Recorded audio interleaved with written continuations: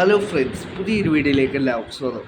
നമ്മൾ കേരള ബ്ലാസ്റ്റേഴ്സുമായി ബന്ധപ്പെട്ട് മാർക്കസ് ബെർഗലാവിൻ്റെ റിപ്പോർട്ടുമായിട്ട് വന്നിട്ടുള്ള ഒരുപാട് കാര്യങ്ങൾ ബ്ലാസ്റ്റേഴ്സിനെ കുറിച്ച് മാർക്കസ് ബെർഗലാവ് റിപ്പോർട്ട് ചെയ്തിട്ടുണ്ട്.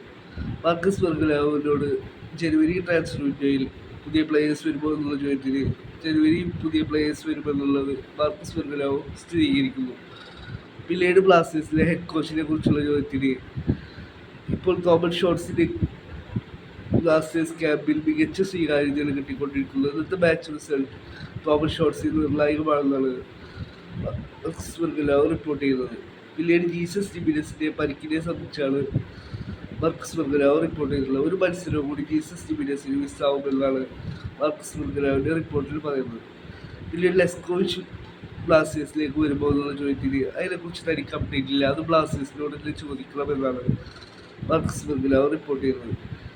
പിന്നീട് സന്ദേശ് ശിഖർ ബ്ലാസ്റ്റേഴ്സിലേക്ക് വരുമ്പോൾ എന്നുള്ള ചോദ്യത്തിന് സന്ദേശ് ശിഖരെ താൻ മീറ്റ് ചെയ്തിരുന്നു. FC ഗോവയിൽ സന്ദേശ് ശിഖർ ഹാപ്പിയാണെന്നാണ് മാർക്കസ് ബെർഗലാവ് റിപ്പോർട്ട് ചെയ്തത്.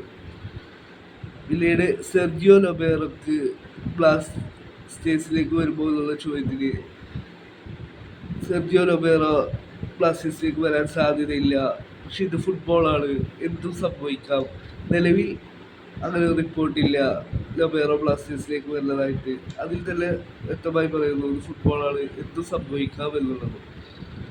പിന്നീട് ലൊബേറോയുടെ ISLലേക്ക് ഒഡീഷയെ പരിശീലിക്കാൻ ഇപ്പോൾ വരാറില്ല. ലൊബേറോക്ക് തന്നെ സസ്പെൻഷൻ ഉണ്ടോ എന്നുള്ള ചോദിച്ചാൽ അങ്ങനെ സസ്പെൻഷൻ ഒന്നുമില്ല എന്നാണ് മാർക്കസ് ബെർഗലാവ് റിപ്പോർട്ട് ചെയ്തിട്ടുള്ളത്.